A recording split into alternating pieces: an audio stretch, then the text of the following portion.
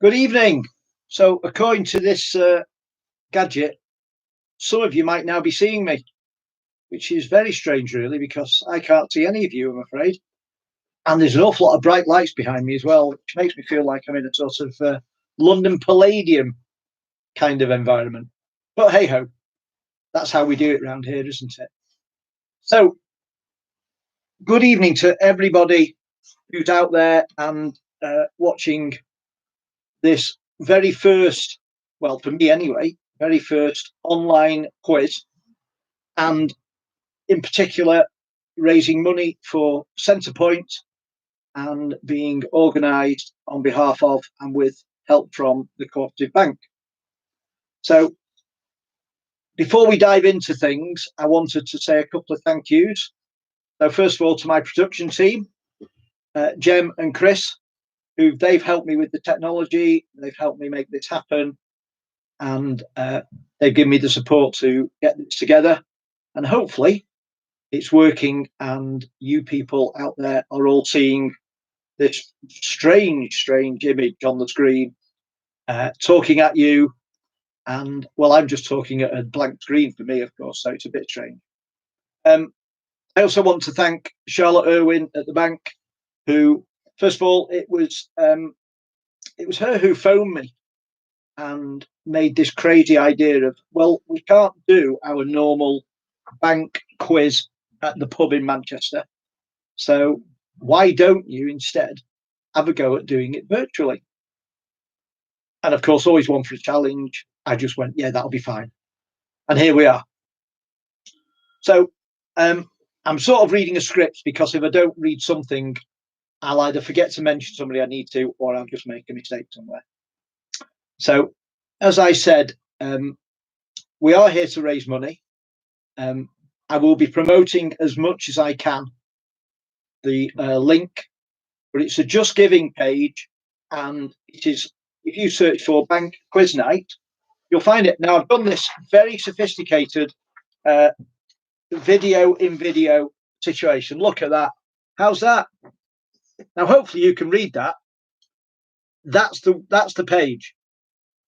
So if you search for Bank Quiz Night on Just Giving, then you will find the donations page.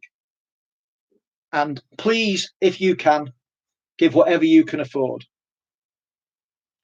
I spoke to Hannah Jones at Centrepoint in the week. Hannah is one of their, I think Hannah's probably one of their leading fundraising team members. And Hannah, I'm sorry if I've just given your title the complete wrong one, but they are facing all the same difficulties we are at the moment. They are in lockdown. They are, many of them, working from home, in a situation where they really need to be in the drop-in centre in Manchester to help those young people who are in danger of becoming homeless, or who indeed are already homeless.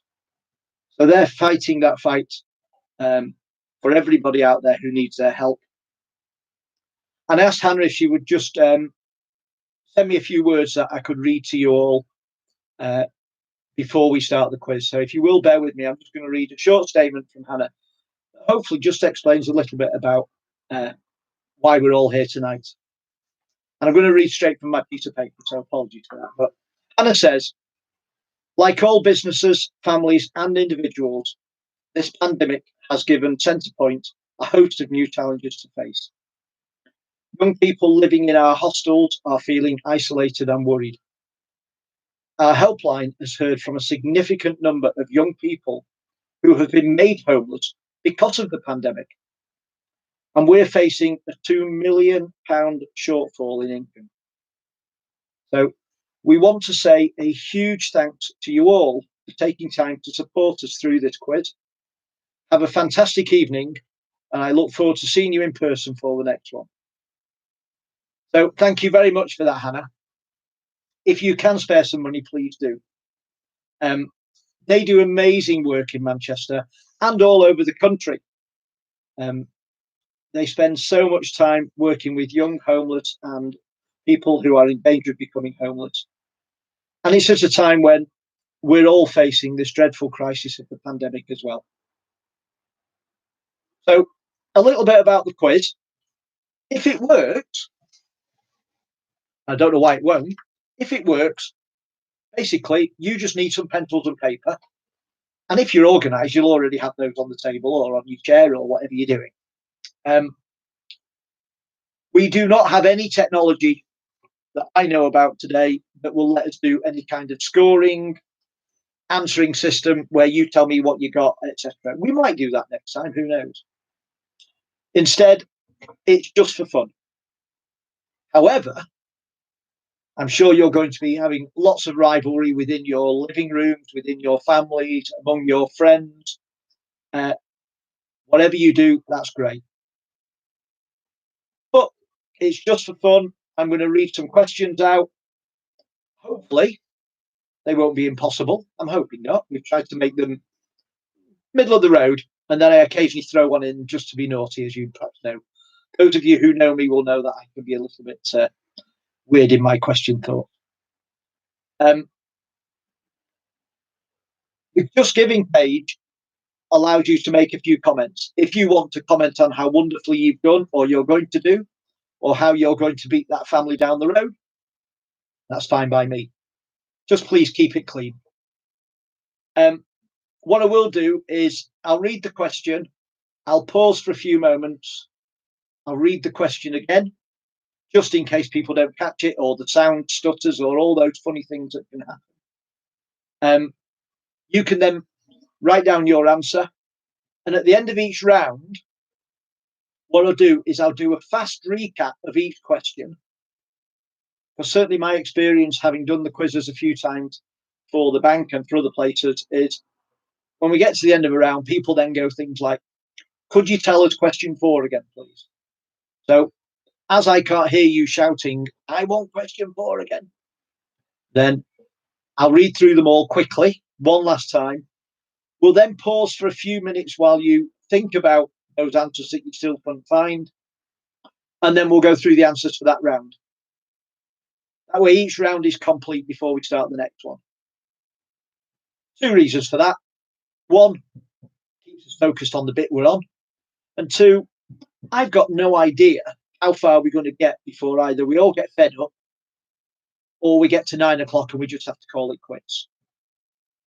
So that way each round is completed. And if we only get 5 rounds done, wonderful. If we get time for more, time for less, whatever, we'll do what we can. So the other thing is we've turned comments off on the YouTube link. So often you can comment. 2 reasons for that. 1, I'll have enough trouble keeping focus without being distracted by comments.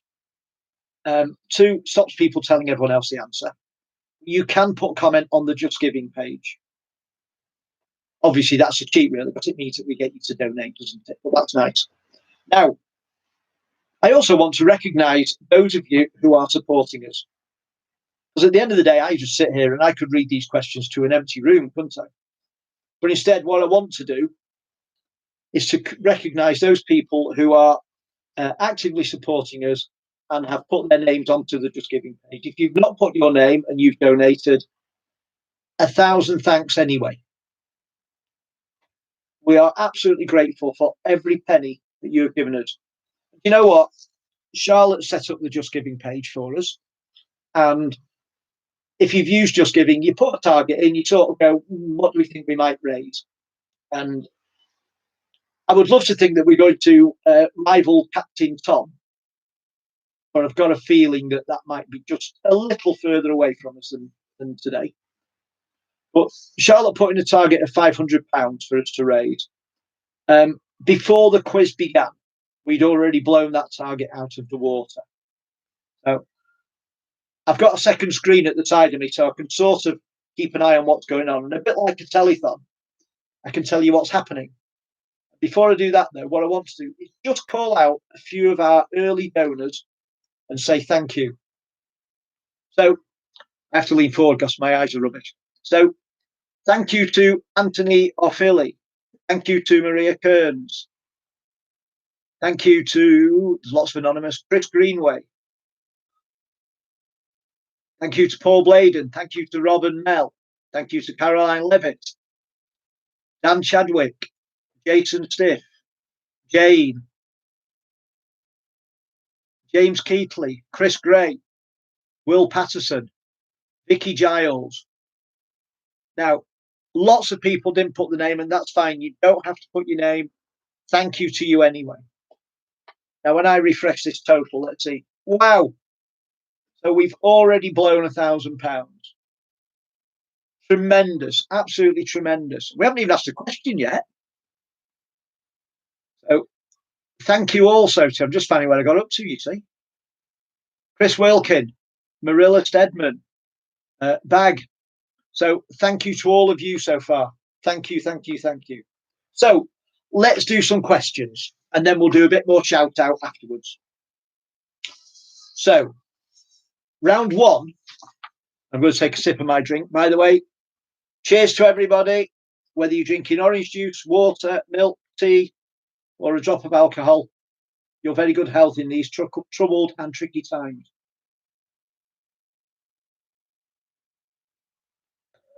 Round one, some people might think is for the children. I'm not saying anything about that. But it's titled Disney and Similar. So, question one. Which Disney princess had the least number of lines throughout the entire film in which she featured? So that one was, which Disney princess had the least number of lines throughout the entire film in which she featured?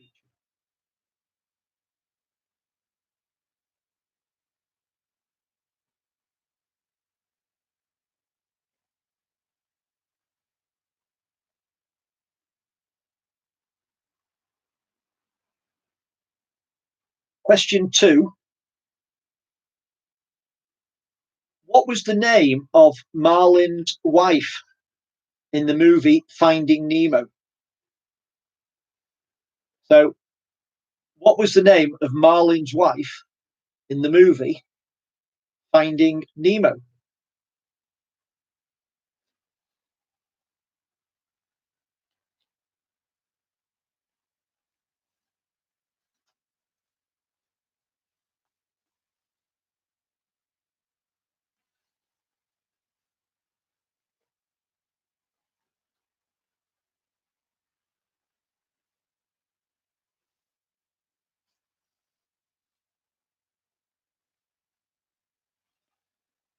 Question three.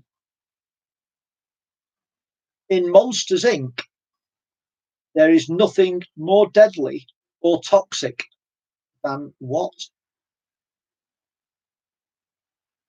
In Monsters Inc., there is nothing more deadly or toxic than what?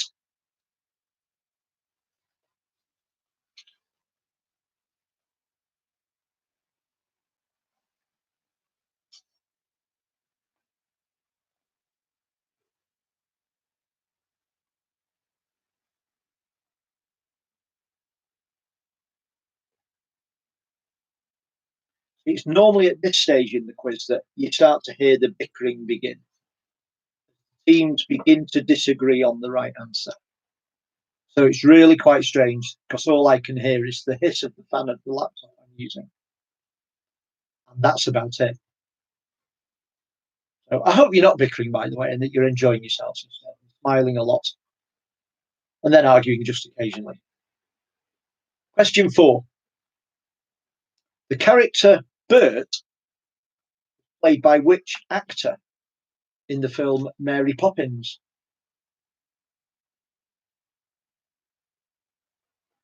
The character Bert was played by which actor in the film Mary Poppins?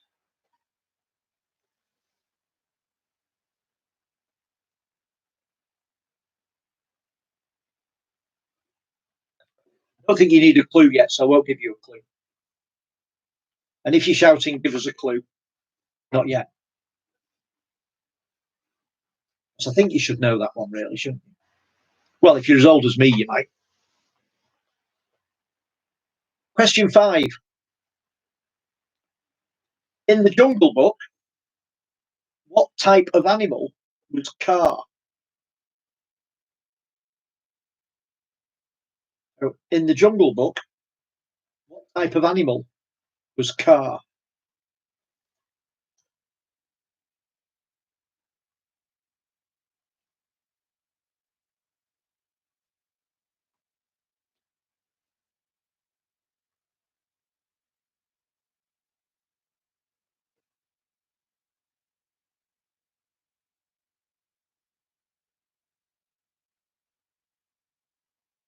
Question 6.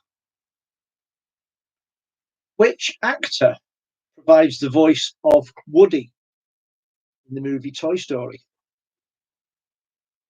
Which actor provides the voice of Woody in the movie Toy Story?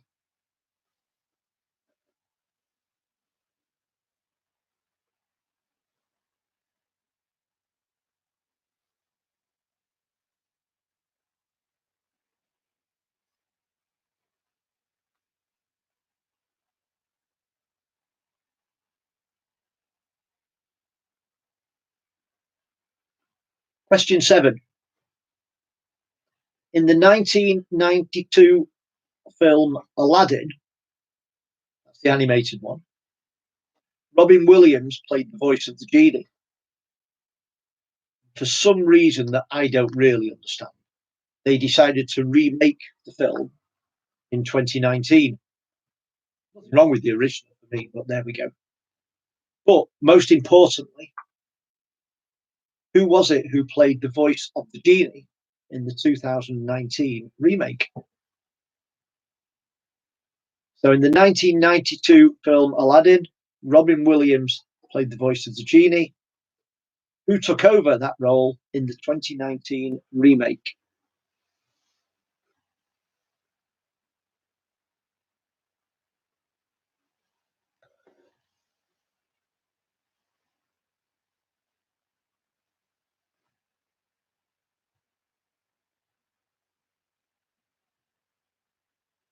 Question 8. Which Disney character wants to be a real boy? That one is, which Disney character wants to be a real boy?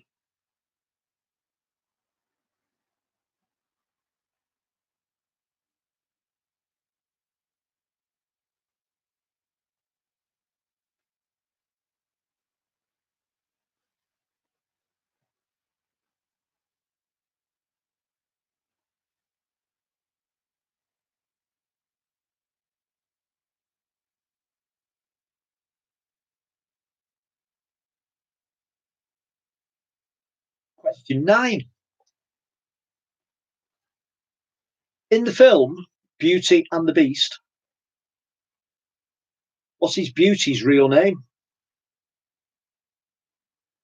So in the film Beauty and the Beast, what is Beauty's real name?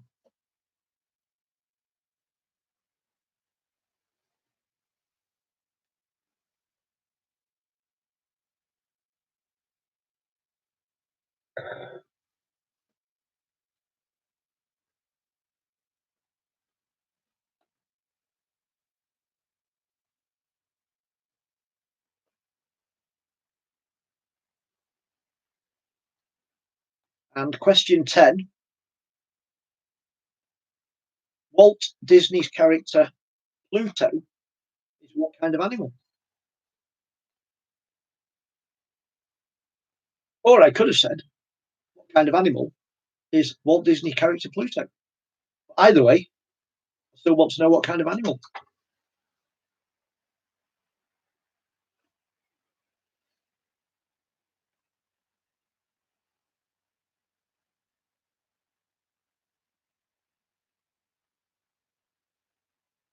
Okay, so I'm going to do a quick recap of the 10 questions, just in case anybody needs a quick recap. And then what I'll do is I'll give it a couple of minutes while people fill in any blanks that they've got, and then we'll give you the answers. And the first of the scores will be ready. Unfortunately, only you will know them.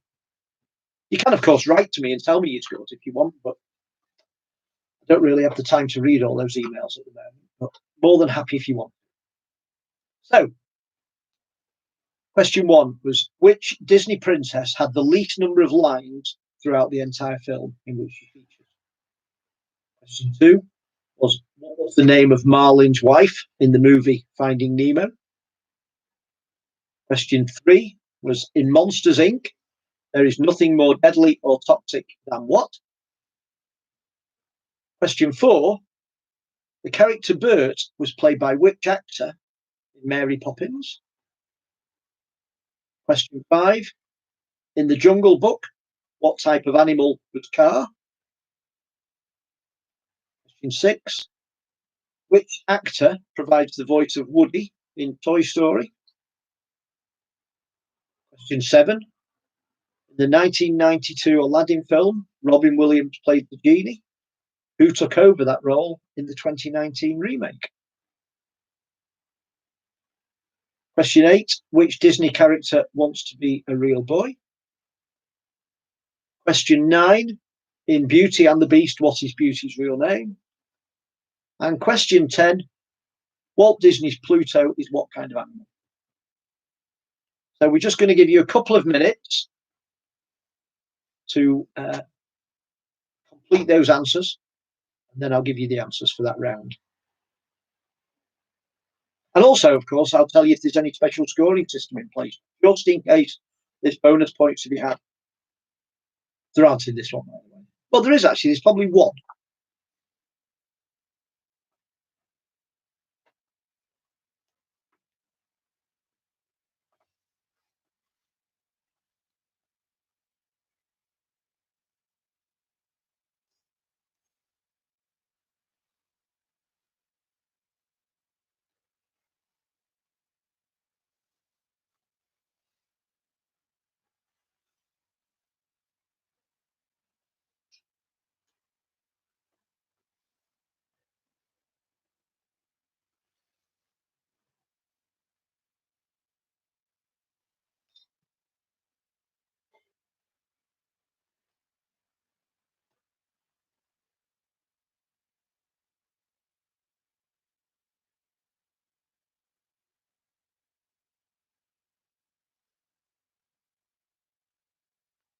And just before we do the answers, because I like to keep doing this, big shout outs to Claire Pavlis. Thank you so much, Claire. Louise Atkinson, thank you.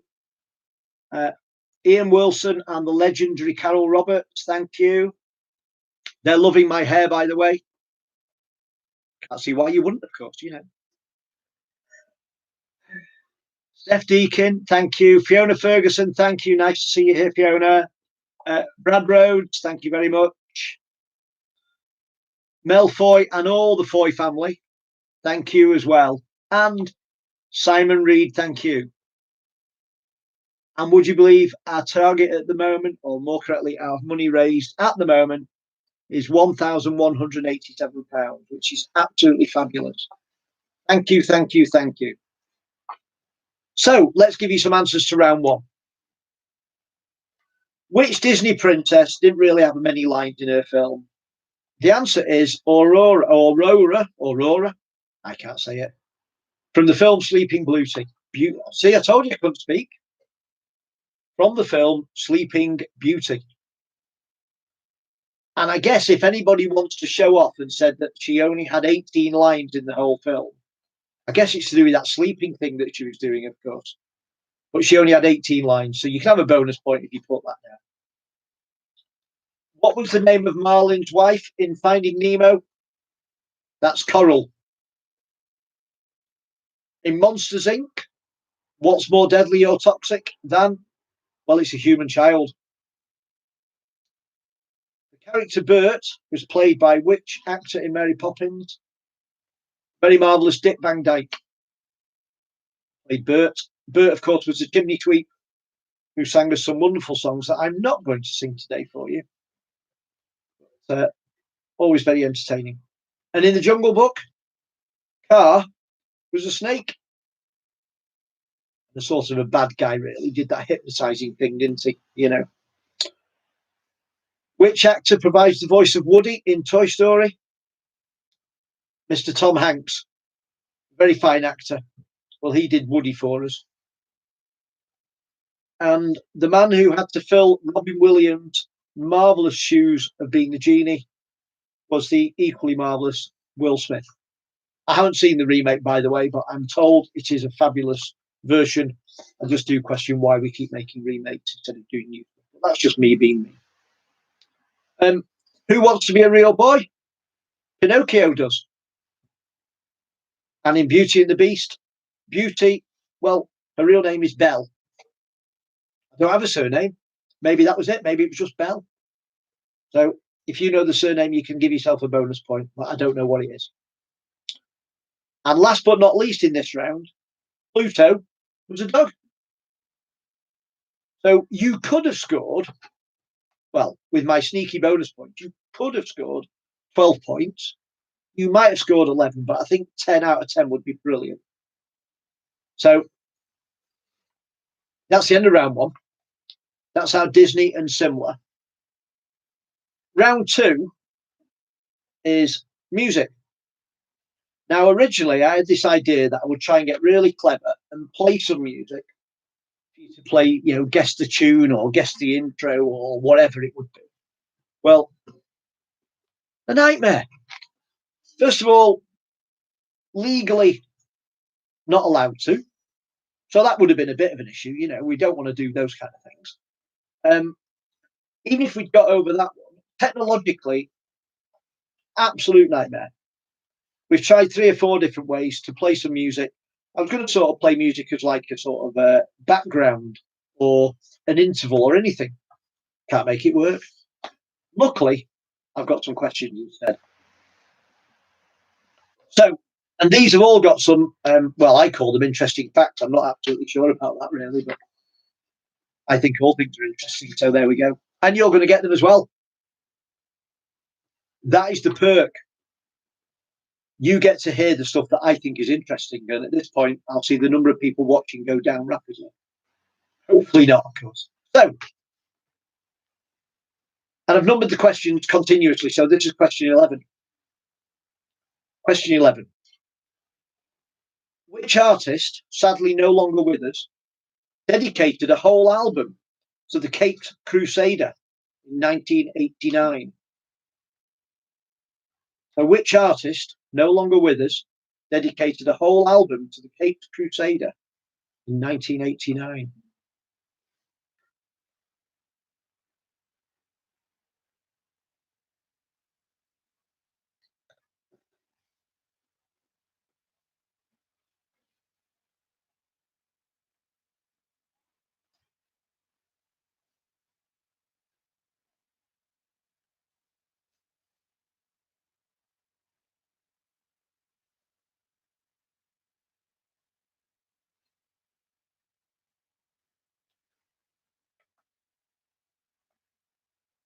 Question 12. What is Freddie Mercury's birth name or real name? I never know how to really say it, because Freddie Mercury was his real name. So, what was his name on the day of his birth?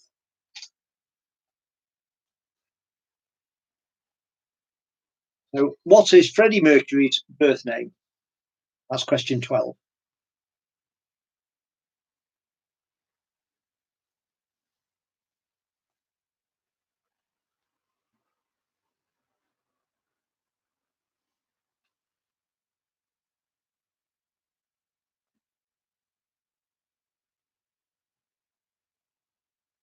So, question 13.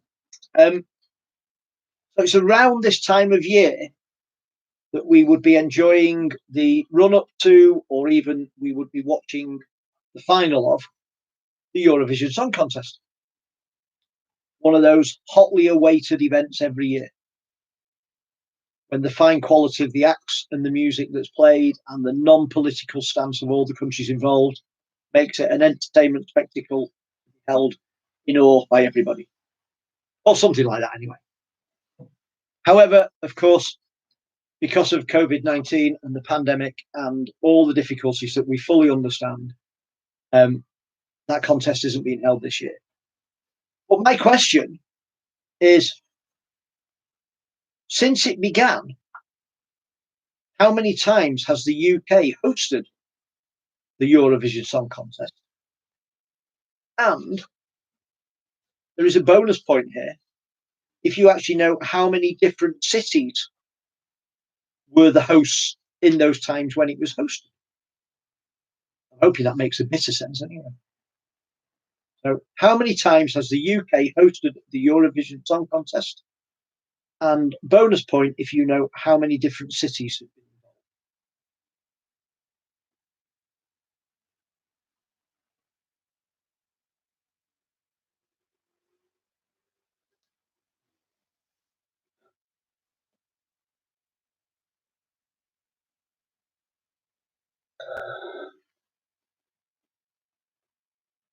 Question 14.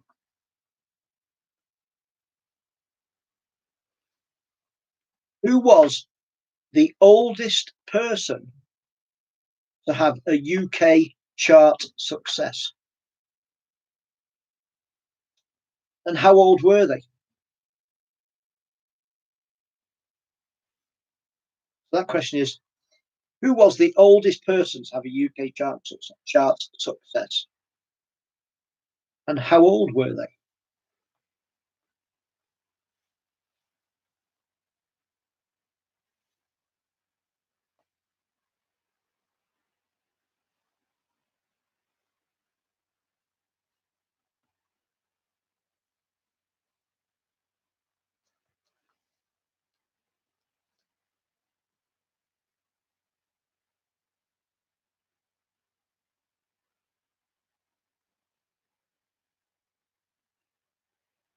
Question 15.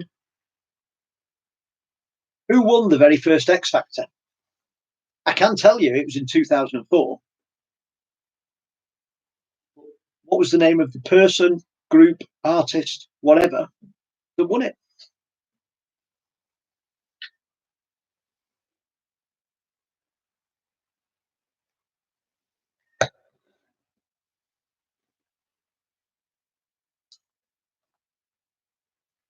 Did I repeat that one? No. Question 15. Who won the first X Factor in 2004? See, we're only in round two and my memory's already failing.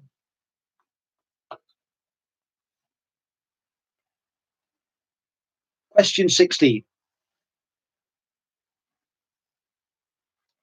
Who has had the most UK Christmas #1 songs, singles, whatever you call it these days? Who has had the most UK Christmas #1s? That's the question. And a couple of bonus points on offer here. One, if you can tell me how many #1s they've had. And then two, if you can tell me when they were. I mean, I could go on and go, and three, if you tell me what they were, but I couldn't be bothered writing that down, so I'd have to go and look it up, tell you if you're right or not. But certainly we'll give you some bonuses for the who, the how many, and the when.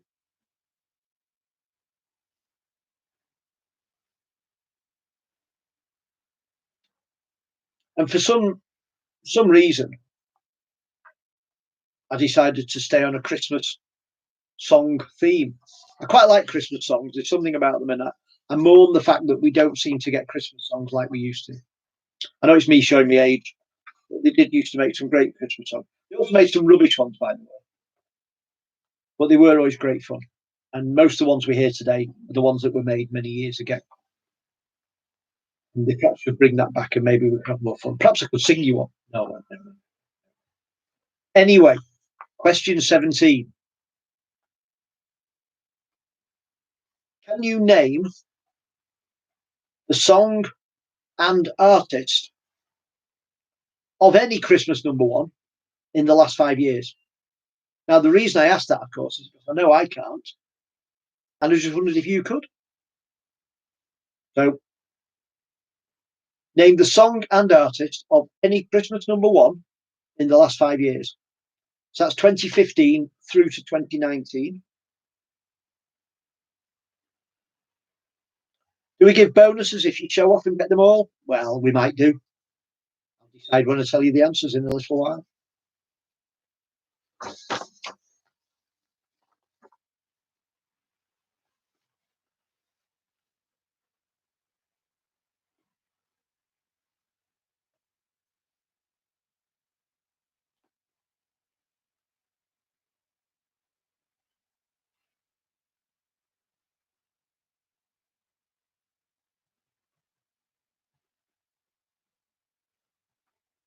think one of the great fun things about doing quizzes is the time I spend sort of researching questions and answers, and the stuff that you read and learn and enjoy. And then you end up arguing with yourself and deciding if the question's any good or not. And then there's those questions that go round and round, you know, biggest, longest, highest, all those kind of things. And often will court controversy, either A, because they've been superseded since the question was written, or since the answer was logged somewhere. So this next one is, I don't think it's one of those, because I don't think anyone's actually going to argue with the answer. But, and I don't really care because it's my quiz, but with all the downloading and streaming and the myriad of ways that we can now play music, there are probably less people buying music in physical formats these days than perhaps any time before. I personally still prefer physical format, typically CD. I love vinyl, but I also, like many of you, will download tracks or listen on things like Spotify and all those kinds of things. By the way, Spotify aren't paying me anything to mention them. It just came into my head at that moment. So, based on all the best information that's available to us, I want you to answer this question. What is the best-selling album of all time? It's a two-part question. A, in the UK, and B, worldwide. So quite simply, ignore all my preamble. What is the name? And I want the artist, I suppose. And if you want to give me the year, all these are good for points, aren't they? I want the best-selling album of all time in the UK and the best-selling album of all time worldwide.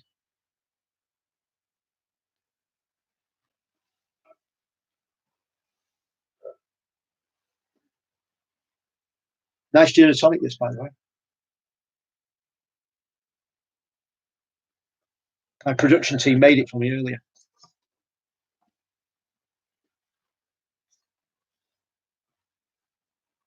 Question 19. Now, one of the great things about music is the number of songs where people will go, oh, I love that song, brilliant. And then somebody old like me will go, yeah, but I think I preferred the original. And then you get that, what do you mean there's an original? And the number of songs that are covered by artists over and over again, often in a fabulous way and sometimes in a dreadful way. Made me have a think about that. We were talking about it one night. So here's my question. Which song has been covered by more artists than any other? And although I've not qualified it here, that is pretty much around the world. So I don't mean just in Great Britain or England or UK. So I'm pretty sure my answer is around the world. Which song has been covered by more artists than any other? I will give a bonus point if you can tell me, within a sort of broad brush range, how many cover versions are known about. We have to say that, don't we? Because there are singers out there recording songs every day. There are singers putting them out on YouTube and they're not recognized as a cover. So this is how many that are, if you like, somehow known or written down about in some way. How many of them, how many artists have done it?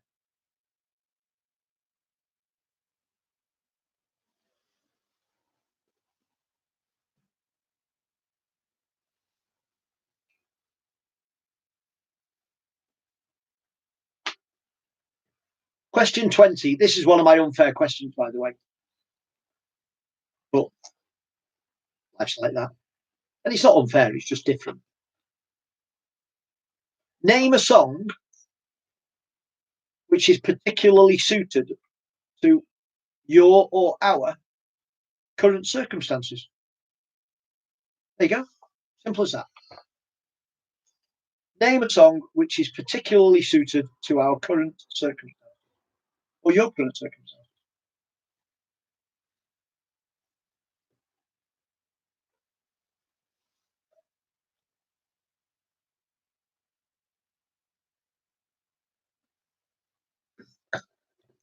So,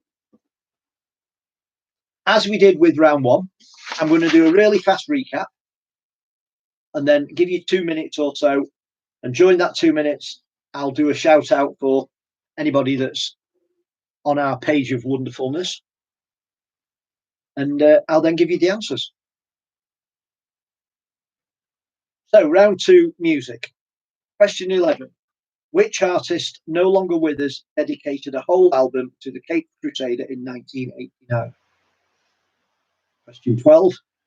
What is Freddie Mercury's birth name? Question 13. How many times has the UK hosted the Eurovision Song Contest?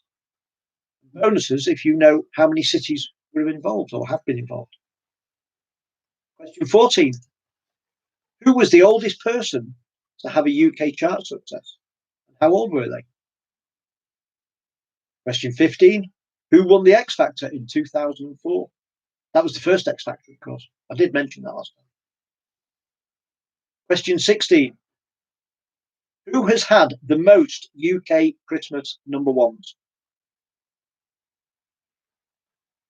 And I think I also said you can also have bonuses for how many number ones there are and also when they were if you want to really be clever. Question 17 was sticking on the Christmas song theme.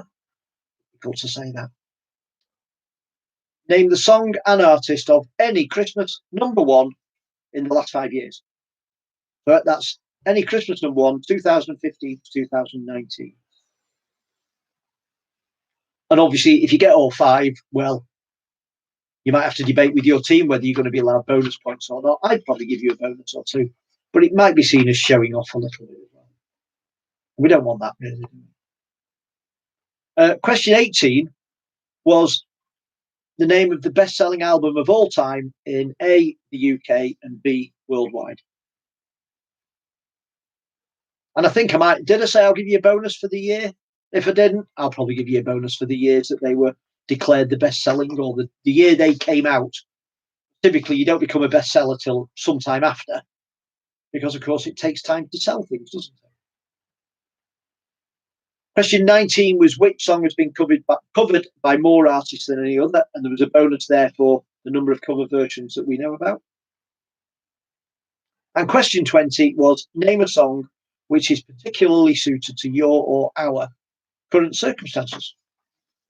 So while you just double check, tot up, etc., I'm just going to swivel my seat a little and look at how well things are going and do some shout outs, I hope. That's on the basis I'm hoping we've got a pound or two more. And look at that. It's wonderful. Wonderful. So our new total, and I have to press buttons and scroll. It's not as simple as we want it to be. But new total is £1,407, which is absolutely amazing. So massive thank you. And again, massive thank you to all the anonymous donors. We can shout you out, unfortunately, without your name. The shout out is thank you to all the anonymous donors. And we mean that absolutely sincerely. But as well as that, thank you to Catherine and Craig Calladine. Thank you to Kaylee Molyneux. Thank you to Angela V. Thank you to Sarah Comley, I think it says, and I'm sorry if my eyes fail me there. Thank you to Jack and Emily. Thank you to Alexander Jones, to Leslie McPherson. Thank you, all of you. Please do keep giving if you can.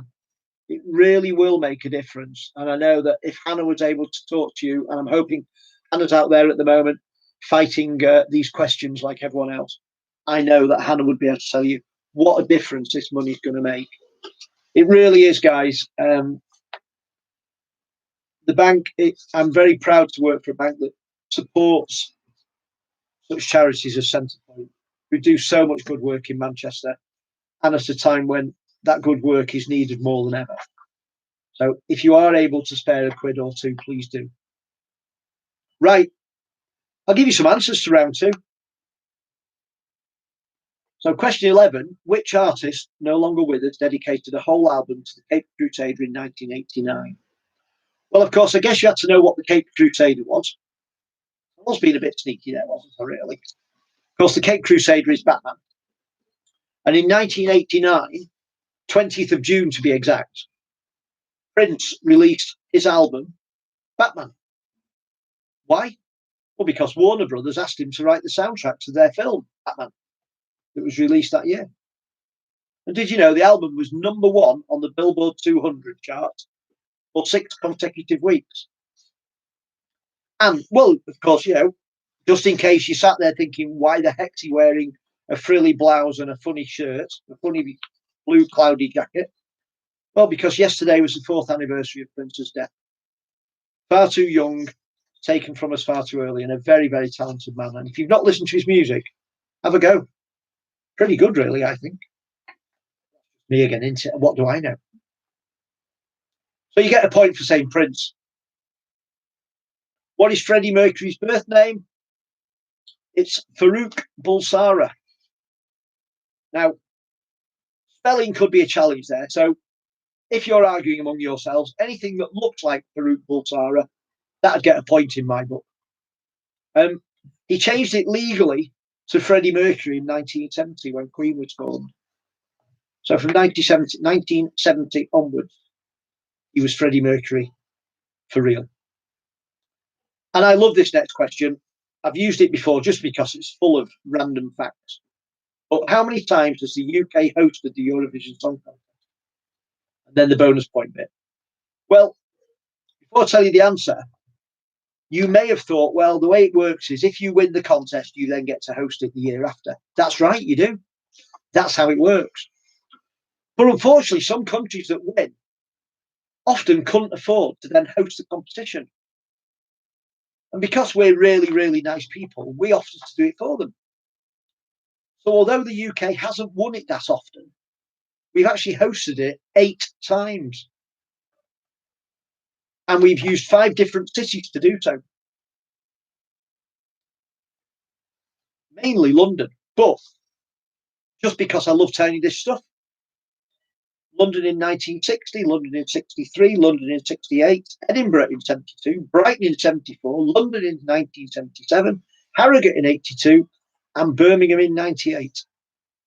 And in fact, we haven't hosted it in the 21st century at all. So, just for a bit of absolutely useless trivia that you need to know for a future quiz. Having hosted the contest 6 times, Dublin holds the record for having hosted it most often. Then London with 4 times, Luxembourg with 4, and then Copenhagen and Stockholm.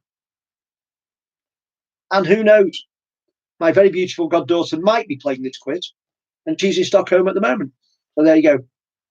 A very tenuous link for no good reason. And if you are, hi Linnea. So who was the oldest person to have a UK chart success? Now, I've been very worried about this because a certain incredible old soldier has made the news this last few days, and I'm sure you've all been watching. I would be amazed if any of you have not noticed that I think it's Captain Tom. I hate to get his name or title wrong, but I think he's Captain Tom. Decided to, basically walk around his garden for his birthday. It was his 100th birthday. He was going to walk around his garden and raise a few quid. And the story went viral and the world went mad. And he's raised something like £25 million, probably more than that. Absolutely phenomenal. That word. But he's done that. Not only that, he's then gone and got roped in by some famous singer whose name has completely escaped me at the moment. And gone to #1.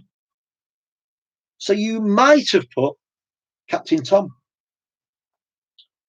Do I give you a point? Well, based on what I know, no, because he's not 100 yet. And in 2017, Dame Vera Lynn made it into the charts. And she was 100 years old. So the answer in my book is Dame Vera Lynn, aged 100. And you get a point for each bit of that. If you put Captain Tom and you want to be generous, I'm not going to argue a lot, but I think you're wrong. I do. Anyway, who won the first X Factor? Steve Brookstein, or Steve Brookstein, not sure how you say it. Now, this one is a good one, isn't it? Who has had the most UK Christmas number ones? Typically, when we think of Christmas number ones, we think of things like Slade and Wizard and probably Cliff Richard and many other people who've done Christmas number ones over the years. Well, the actual answer is the Beatles. So, in 4 of 5 consecutive years, they were number one at Christmas. So the answer is 4 times, the Beatles, 1963, 64, 65, and 67. They were number one at Christmas. And that's a Christmas number one. I didn't say it was a Christmas song because I don't think it was. I don't know. Now, who knows about modern Christmas stuff? Typically, my understanding is that the Christmas number one is the winner of the X Factor, or used to be. I don't know if it still is because I don't watch it. But name the song and artist of any Christmas number one in the last 5 years. So if you got, in 2015, A Bridge Over You by the Lewisham and Greenwich NHS Choir, who I know have been in the news again recently, so well done to them. But 5 years ago, they were number one. If in 2016 you put Rockabye by Clean Bandit, there's a point. Or 2017 Perfect by Ed Sheeran, there's a point. And then 2018, We Built This City by Lad Baby. And then they're on a bit of a roll. No pun intended, by the way. But in 2019, I Love Sausage Rolls was Lad Baby again. So Lad Baby are beginning to challenge for most number ones at Christmas. But maybe that's just that moment, and they're not going to do it again. So any of those will get you a point or 2. No, only 1. I didn't give you any bonuses there, did I? Just if you got all 5, I suppose you can have a bonus. It's up to your team captain. Okay. Best-selling albums of all time in the UK and worldwide. Would you believe that, based on information I've got available to me, they were actually released only 1 year apart from each other? And not only that, they're coming up to having held the record for effectively 40 years. That's not bad, is it? To be the best-selling album of all time, and you've been that for the last 40 years. Will they ever get beaten? I don't know. But in the UK, I wanted to know that it was Queen, Greatest Hits, 1981. It's also incredible that a Greatest Hits album was the bestseller of all time. That's unusual, isn't it? Let's be honest. And then worldwide, you probably knew this one, but it's Michael Jackson, Thriller, in 1982. I can't tell you exactly when they became the bestseller. Might have been the same year, might have been 5 years later. Who knows? Which song has been covered by more artists than any other? And of course, the bonus point. Well, the song, as he takes a sip, is Yesterday, originally by the Beatles. So you get your point if you put Yesterday. In terms of how many, if you had put in excess of 2,000 covers, you have a bonus. It's quite incredible, really, isn't it? But a song that I do love, I love the Beatles and I love Yesterday, but it's been covered by around more than 2,000 times by some of the most famous singers we could all probably name. Guess what? Another bit of trivia for you. If you wrote down the top 10 covered songs, so Yesterday would be at the top, and there'd be 9 more underneath it. The Beatles, or a former Beatle, feature 5 out of the 10 times. Pretty impressive, really. But then I'm a Beatle fan, so it's the kind of thing I'd just like to know. And then the last one, question 20. Name a song which is particularly suited to your or our current circumstances. Well, of course, it can't be a right answer. You have to decide yourselves if you like your own answer. But I wrote two down that maybe, well, I shouldn't say they made me smile because our current circumstances aren't necessarily for smiling. But I, of course, came up with Don't Stand So Close to Me by the Police. I'm sure many of you probably came up with that one. And I also came up with Living on My Own, which is a Freddie Mercury song. Particularly nice song if you've not heard it. But anything there, you can have a point. I'm not going to argue, am I? Now, I need a wee break, and then we'll see how much further we can get before we run out of any sensible time. So we're going to have a 10-minute break, and it's at this point the power of technology comes in again. So first of all, I'm just going to put that back in front of the screen for a minute and say, do please look at donating if you can. Thank you to all of you who have. I do appreciate it. We appreciate it. I know Centrepoint appreciates it. And I've got a really, really good. I can even stand up. I've got legs, you see. But look at this for technology.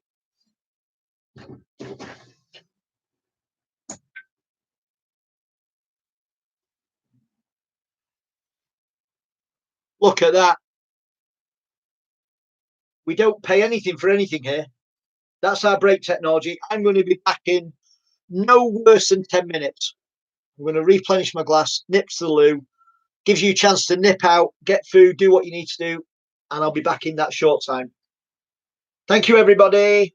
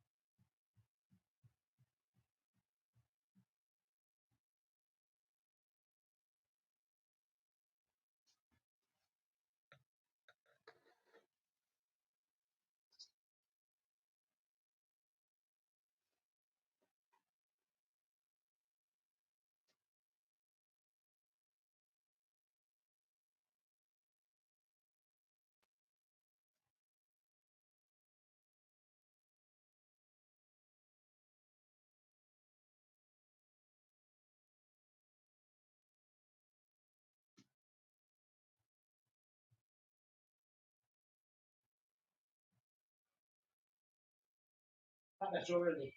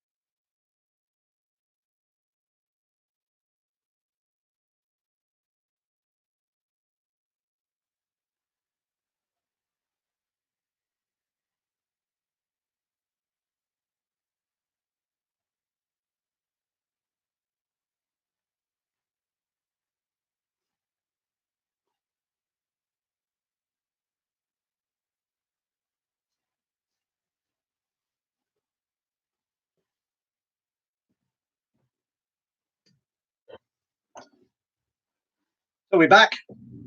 We're not quite back yet. Don't worry. We're not going to start immediately. My production team have been telling me about a couple of things that I needed to sort out. One of them was the light. You reckon that was a bit too bright. So I'm going to try without these lights behind me and see if that helps a bit. I'm hoping it doesn't affect anything other than the fact that the light's a bit weird. Well, the other thing I gather is that that couldn't be seen properly. So I'm hoping that that's better. And my apologies, I obviously had it held in all the wrong places. But I'm hoping that you can read the link. As I said to you before, if you just search for Bank Quiz Night on the Just Giving page, it'll find it. So please do that. And what we will do is before we start, while people are getting cups of tea, glasses of gin, whatever else is going on, I'm going to try a bit of lighting change because that's the kind of thing we do. So bear with me. It's all this technological brilliance, you see.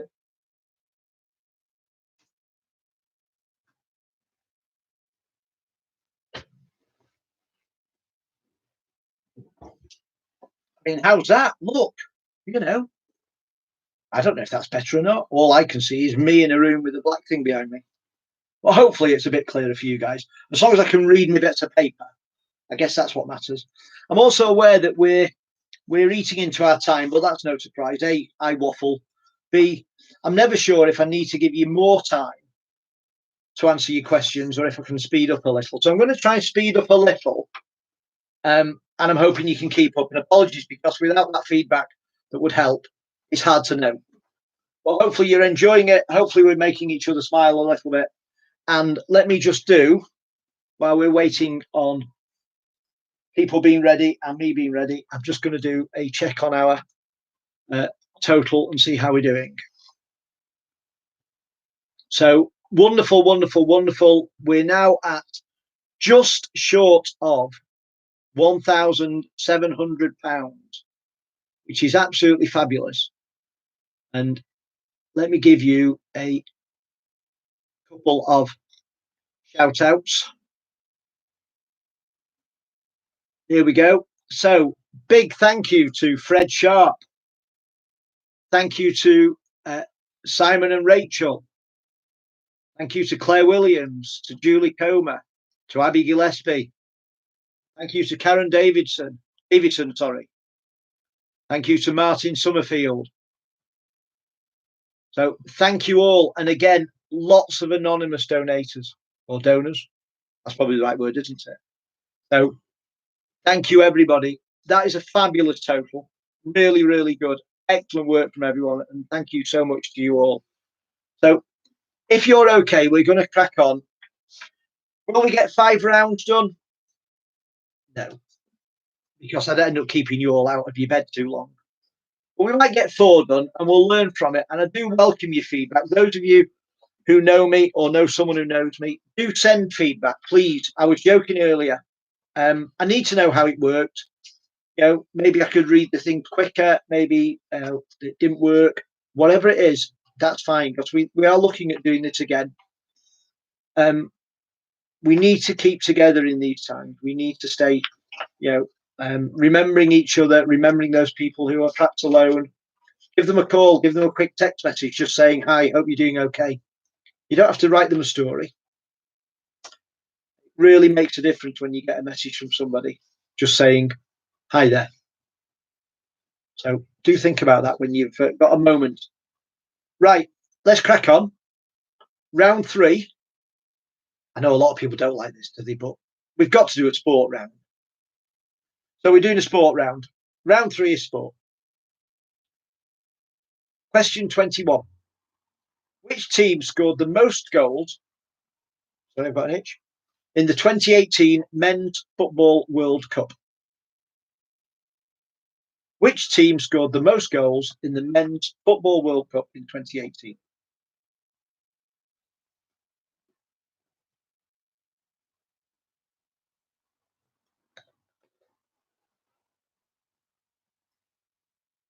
Question 22.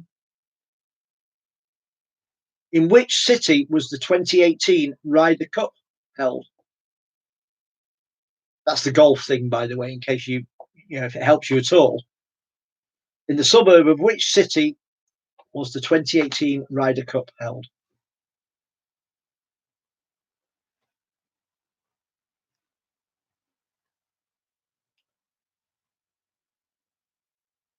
Question 23. Who won the men's and women's singles titles? That'll be 2 answers. At Wimbledon 2019. So who won the men's and women's singles titles at Wimbledon 2019? And I guess, given the current situation, they will be reigning champions for 2 years, I think. I think this year's competition has been cancelled now. Question 24. There are currently 5 belts awarded to professional heavyweight boxers. Just 2 boxers hold those 5 belts. Please name them. That's the 2 boxers, not the 5 belts. Although you can name the 5 belts if you want. There are currently 5 belts awarded to professional heavyweight boxers that are currently held by just 2 boxers. Please name them. Question 25. In the year 2000, which nation was added to the 5 Nations rugby union competition to turn it into a 6 Nations rugby union competition? So in the year 2000, which nation was added to the 5 Nations rugby union competition to make it the 6 Nations rugby union competition?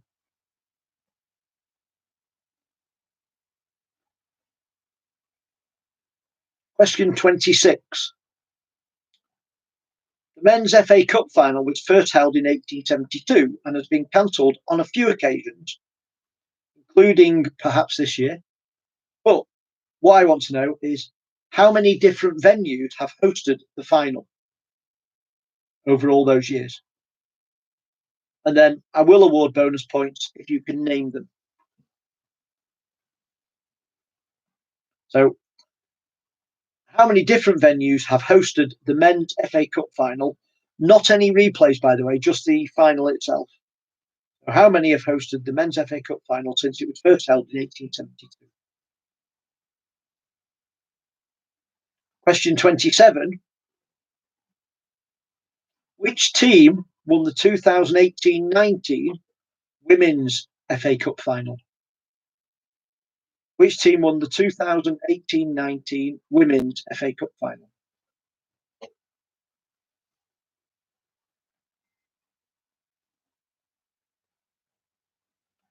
Question 28. In the game of snooker, what colour ball is worth 5 points? So, in the game of snooker, what colour ball is worth 5 points?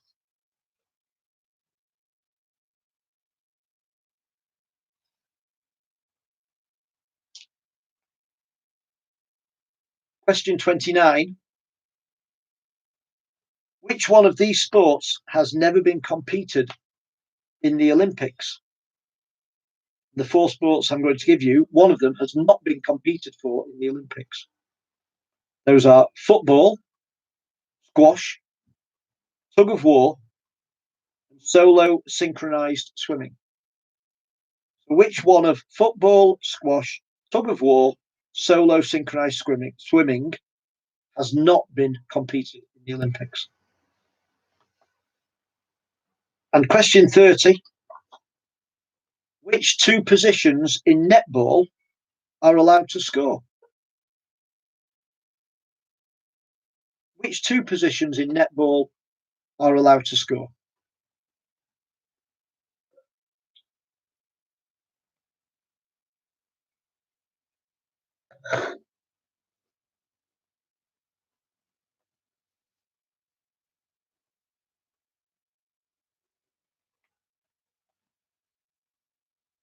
Okay, very, very quick recap, and then we'll do the answers again. So 21, which team scored the most goals in the 2018 Men's Football World Cup? 22, in the suburb of which city was the 2018 Ryder Cup? 23, who won the men's and women's singles titles at Wimbledon 2019? 24, 5 belts awarded to professional heavyweight boxers. Only 2 people hold them. Name them. In the year 2000, which nation was added to the 5 Nations Rugby Union competition, making it a 6 Nations competition? How many venues have hosted the FA Cup final since it was first held in 1872? Which team, this is question 27, which team won the 2018-19 Women's FA Cup final? In snooker, which colour ball is worth 5 points? 29, which one of these sports has never been competed in the Olympics?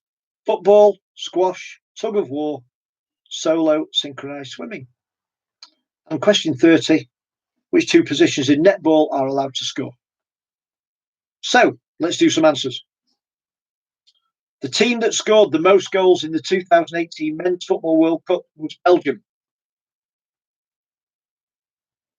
It was Paris that hosted the 2018 Ryder Cup. And it was Novak Djokovic and Simona Halep who won the men's and women's singles titles at Wimbledon 2019. A point for each.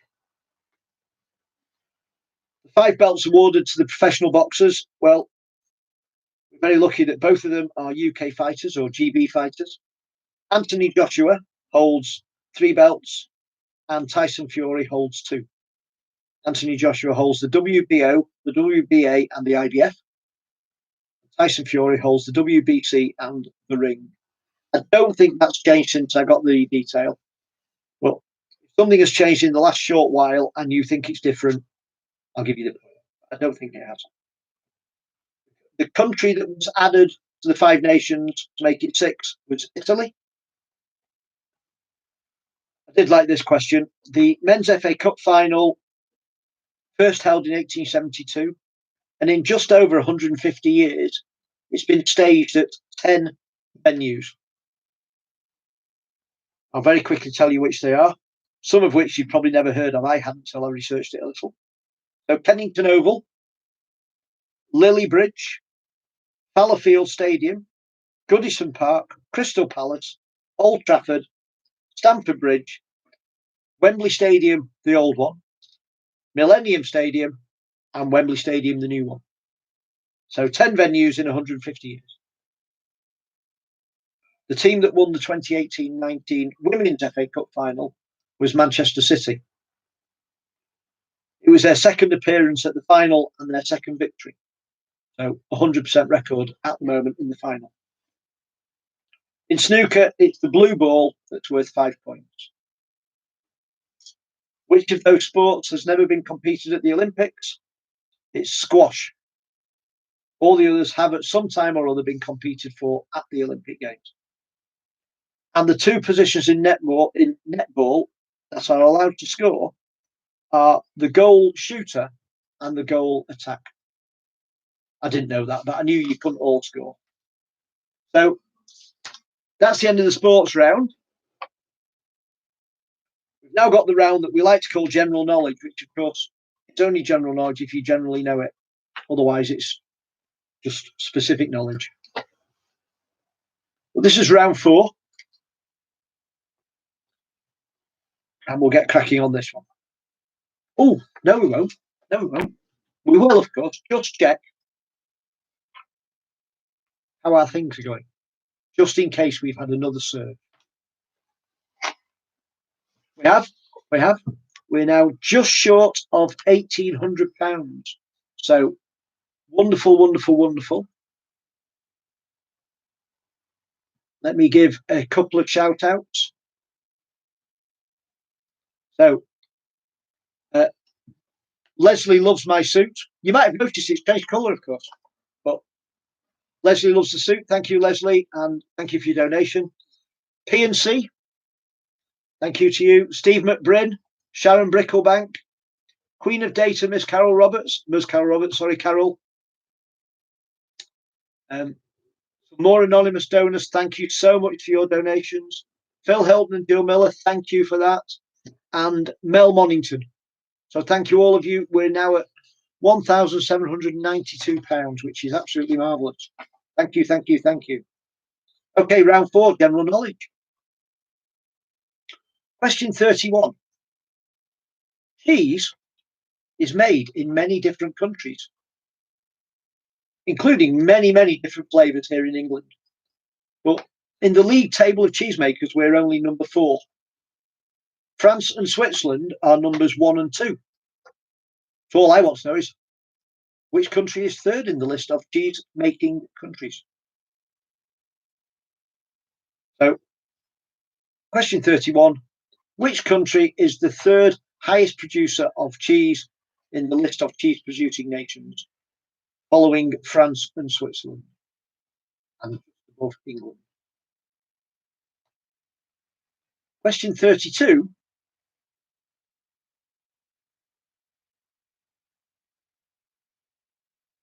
What word describes the underground cemeteries where early Christians were buried in niches in the walls of tunnels? That is, what word describes the underground cemeteries where early Christians were buried in niches in the walls of the tunnels?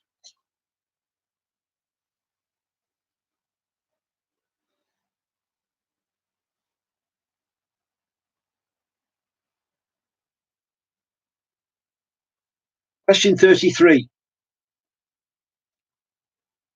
So we probably all remember, or not literally, but we all know that Henry VIII had 6 wives, and unfortunately quite a few of them didn't survive him, mainly because he got rid of them. Quite simply, his 5th wife was beheaded. What was her name? She was the second one to be beheaded as well, by the way. He seems to have a penchant for beheading people. So who was Henry VIII's 5th wife, the second to be beheaded?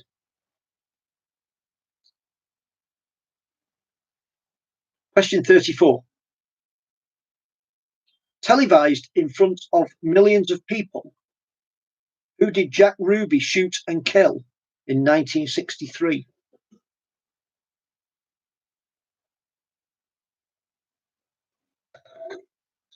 So that one was televised in front of millions of people. Who did Jack Ruby shoot and kill in 1963?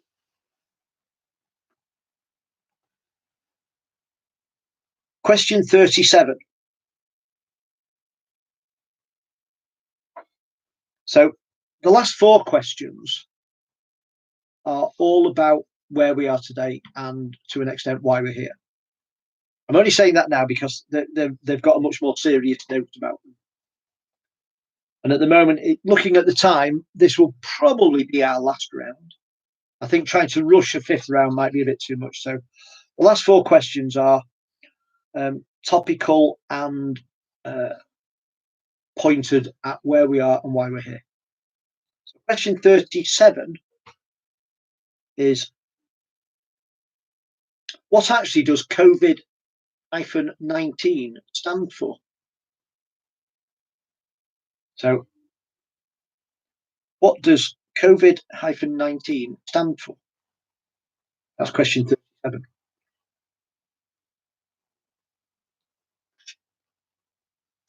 Question 38. How many young homeless people does Centrepoint help every year?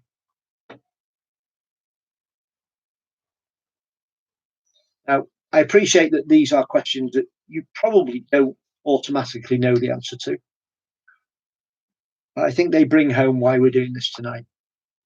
So that's why I've included them in the quiz. And obviously, do have a go, have a guess. And if you get it right, that's wonderful, you'll get a point. And I'll probably allow the answers within a range because they are numbers that you may be higher or lower from in your guess. So question 38 was, how many young homeless people does Centrepoint help each year? Question 39, how much does it cost to sponsor a room for a young homeless person with Centrepoint? So that's how much does it cost to sponsor a room for a young homeless person? Until I read about this, I didn't know that we could sponsor a room for a young homeless person. So if it's something that you want to know anything more about, do have a look at the Centrepoint website. There is a piece in there about it, how you can go about sponsoring a room for young homeless people.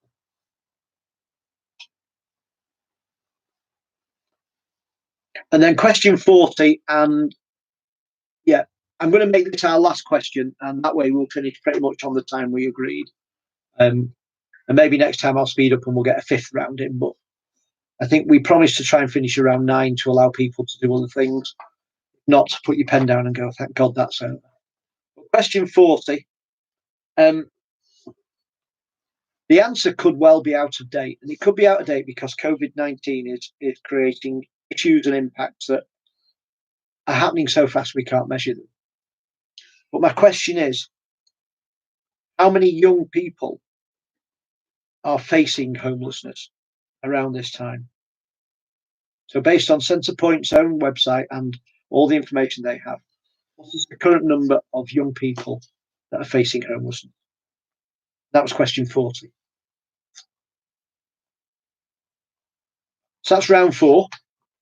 I'll do a fast recap and then I'll do a bit of a shout out if we've got any to shout out, and we'll do some answers. And then, of course, we would normally do the totals and rah-rahs and all that, but instead we'll do a couple of finishing messages and let people get on with their evenings. So round 4, quick roundup of questions. Question 31 was, which is the third cheese producing country after France, Switzerland, and before England? Question 32, what word describes the underground cemeteries where the early Christians were buried? Fifth wife of Henry VIII beheaded, what was her name? Televised in front of millions, who did Jack Ruby shoot and kill? 1963, that was, by the way. Do you know what? I think I managed to skip 2 questions completely. I don't know how I did that. I bet you're all thinking, what's he talking about? There's 2 questions missing here. And it's because 2 of them are similar, and that is why I've got a glitch on my question paper. So very sorry. So if you're all thinking I'm going mad, you're right, I am. And I've only just noticed it. So that was question 34, was the televised in front of millions one. Then I called it question 37, which was, what does COVID-19 stand for? What I didn't do was give you question 35 or 36. Well, 36 is actually a misprint and I can't use it at all, so we'll have to skip that. 35, I'll give it you now, give you some time. Who is the only Blue Peter presenter to have been sacked ever? Unless he sacked one recently and I don't know about it, but I don't think they did. Who is the only Blue Peter presenter ever to have been sacked? That is actually 35. Sorry about this, guys, you see?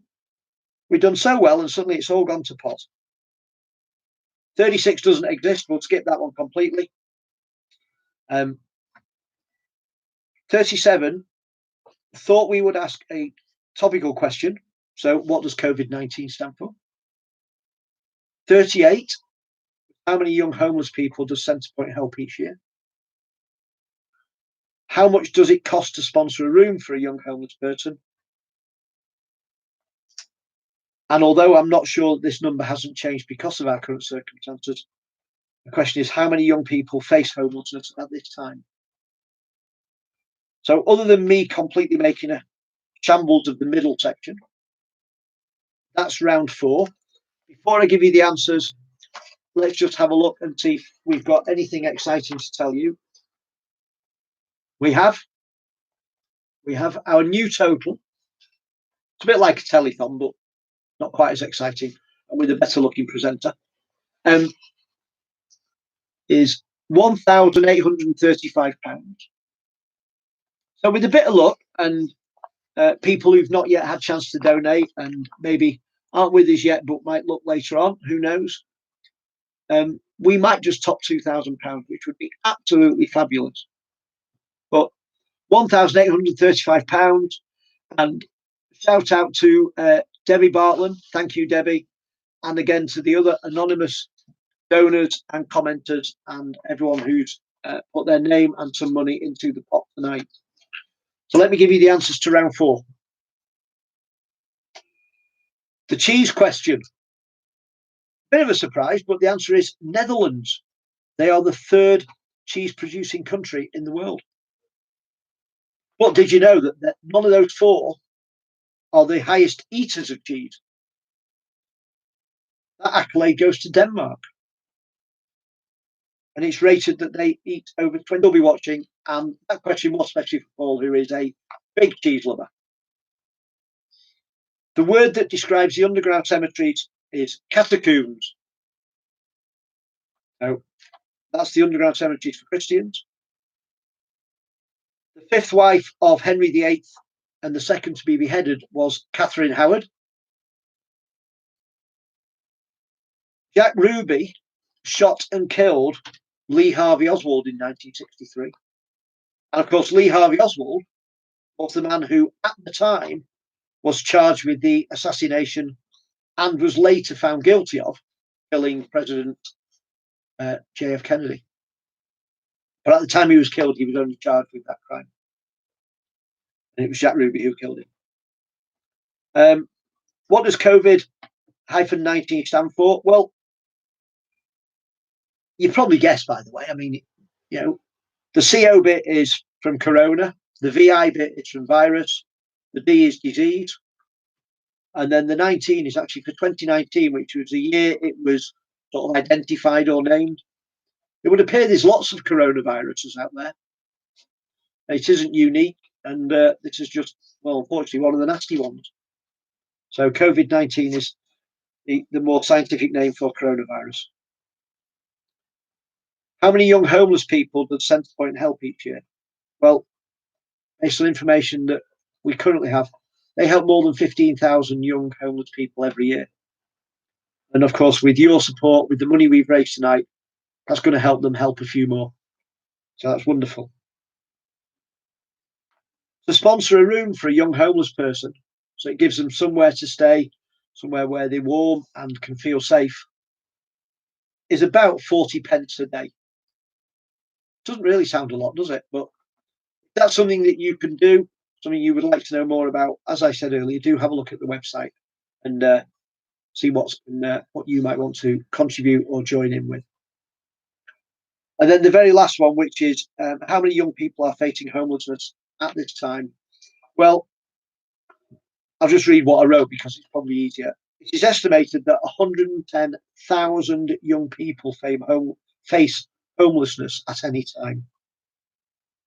Centrepoint are there to try and help every one of them. And with our support from tonight, with your support,